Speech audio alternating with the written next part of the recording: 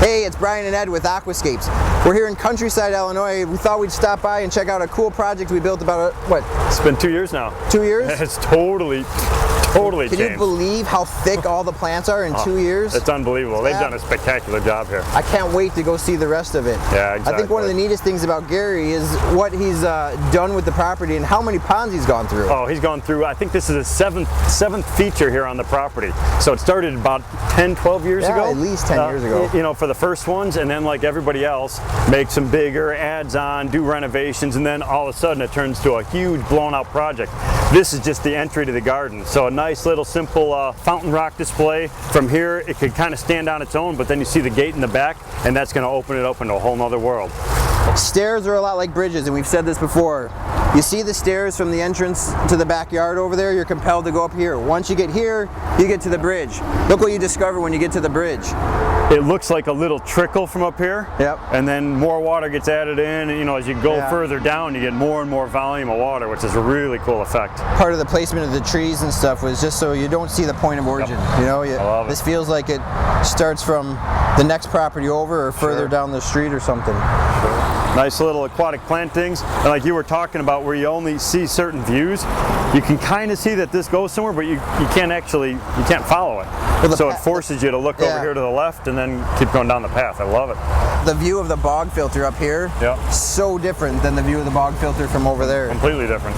I remember when he said he was going to do a grass pathway, I was not the biggest fan of the idea. Yeah. I thought it should be crushed stone or just mulch or something. Yeah. And this really works. Yeah, I like it. It really draws your eye to stay on the path. Well, and I think it softens it up too. So I think it's a neat, you know, instead of having that crushed rock with all the other rock here, it does create a softer element to it. Look at the view of the pool there compared to what it was on the bridge there. Yeah. That's one of my favorite little areas. That is awesome.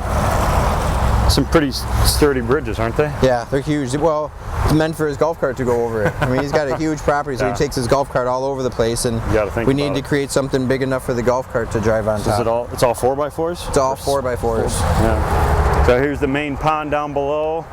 So we went with a pretty big pond, and we wanted you to interact with it in a couple areas. And the idea of the fish coming here, but when you look across the pond, you see the patio. So you're constantly like, how do I get over there? How do I get over there? And you know, the whole system empties into I think a 5,000 gallon reservoir, not to be used to irrigate anything else, but just to make the feature self-sustaining. Right. Yeah, exactly.